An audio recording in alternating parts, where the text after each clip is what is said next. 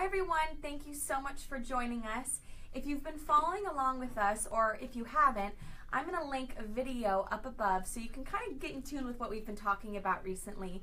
A few weeks ago, we were talking about the job interview and some of Bill's best advice for the job interview, how to be successful in your job interview. So when we were talking then, he mentioned something called the knockout factor. So can you explain to us what you mean by the knockout factor? Well, by the knockout factor, I mean, what are the items that would just cause me to reject an applicant? So it's a knockout. As a knockout. So as the interviewer, if we were in the interview, what we would do to kind of derail our chances of getting Correct. the job. Yeah, what I'm looking for. Okay. So what are your three main knockout factors, or the three worst things you could do in an interview? Well, probably for me, the number one, and I think everybody that interviews probably has their own, but I can tell you I've had great success hiring. I've had the pleasure of really working with some great people. How many people would you say you've interviewed? Hundreds. Hundreds. Yeah. So you know a thing or two. Yeah, it's and you learn.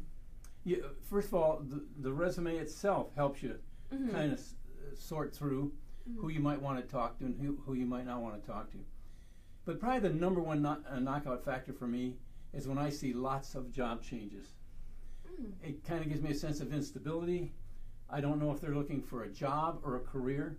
If they're looking for a job, I'd rather not invest the money that we invest in our employees to just have them go down the road. Right.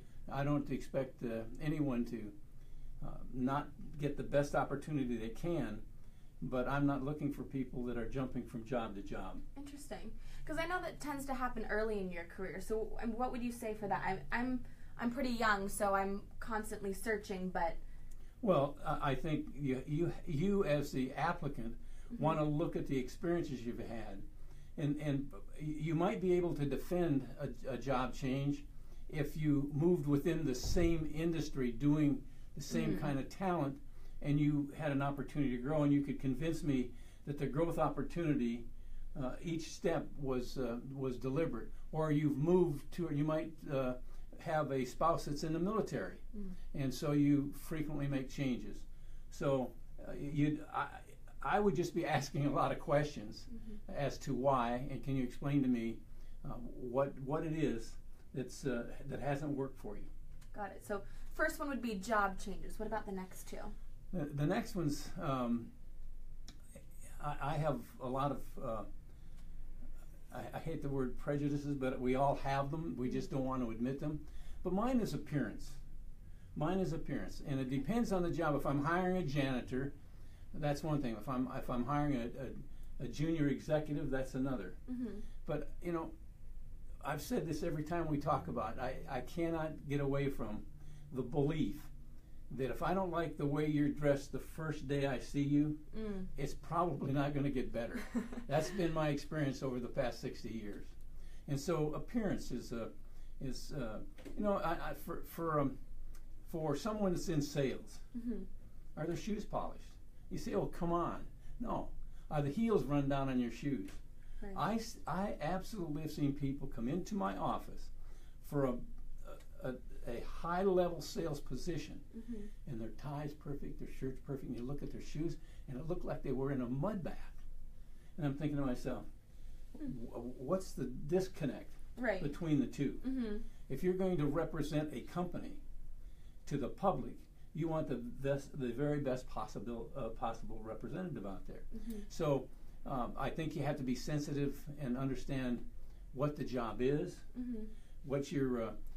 what the position calls for, but you know, hygiene, dress, appearance is very important. And you even talked about something as specific as facial hair for different sales positions. And yeah, I'm okay with facial hair personally, but there is a strong belief that half of the country doesn't like facial hair. So I just say to a salesman, you want to make the most money you can make?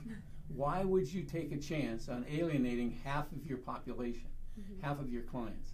So from my standpoint, I will make them aware.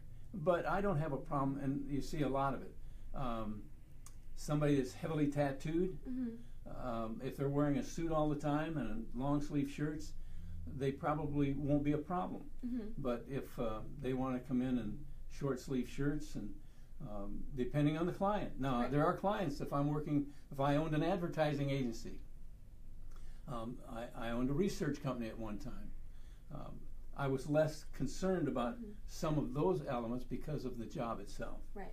It's like playing to your audience. Absolutely. Absolutely. Great. So we've got frequent job changes and dressing for the job. The best dressing look. For success. Right, dressing for success. Yeah. Okay, so your third knockout factor. My third knockout factor is low energy. I want someone to demonstrate to me that they believe in themselves, because I firmly believe that if you don't believe in yourself, you're going to have a hard time getting other people to believe in you and your product or service. So when you think about being in sales, you have to believe. And you have to develop the ability to believe. And if you come in and you're very low energy, you have an upswing at the end of every sentence, so it sounds like you're questioning rather than making a statement.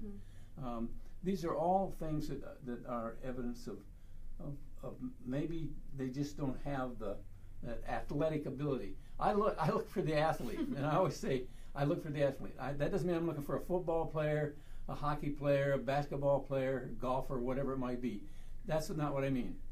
Those of you out there that have that drive, that have that sense of, I was head of the band. I was first chair in the band, or I had a great part, and I'm a thespian, and I really enjoyed that part. Those are evidences of people that make things happen. One of the things that a college education demonstrates to me when I see it is the only thing it demonstrates to me. Well, two things it demonstrates to me. One, you know how to gather information, so you finished. You know where to look for stuff. But more importantly, that it demonstrates that you finished something. I'll hire every Eagle Scout I can find a place for, because I know the price they paid to be an Eagle Scout. That's what I mean by athleticism. There's a mentality that I can make it happen. I believe in me. I'm not looking for arrogance. I'm not looking for conceit or bravado, but I'm looking for somebody that just projects that sense of confidence. Great. Okay, so I'm going to throw you a curveball. Do you have a fourth knockout factor that you think might just be a great nugget for us to take away here? Well, as a fourth knockout factor, what would I think in terms of there are a lot of elements. How they speak. What is their diction? Because you talked about upswing, and that's something I've personally been working on. I've been trying to be firm in what I'm saying, really believing in what I'm saying. Yeah. And that's part of the whole projection of the personality. When I say, I'm going downtown, I'm going downtown, or I'm going downtown, and how you project your voice all says something about your assertiveness, your belief in what you're saying.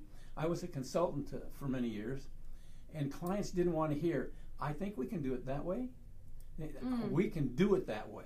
Right. And a lot of times, and this is hard for some people to grasp, but sometimes just saying it will make, I know that I had clients do things they didn't want to do, and I convinced them they ought to do it, and fortunately for me, it works out. It always worked out. I never had a problem because I never was forceful. I did my homework. Right. I knew what I was talking about. I had lots of experience, and I don't know their business, but I knew the market. And when I told them they could do it, a lot of them were reluctant, but they believed. So when an employee comes to me, I want to believe that they believe what they're telling me. Right. And I don't want to have to guess it. Is that a question or is that a statement type thing? Awesome. Thank you so much. Yeah. So our three knockout factors: job change, frequent job change, maybe not dressing or dress the part for the job that you're going for. Your low energy, make sure you speak with confidence, so the 3 and 4 kind of go hand in hand. High energy and speak with confidence. Right. Awesome. Yeah. Thanks so much. Thank you. Thanks for joining us, and we'll see you guys again very soon. Have a good day.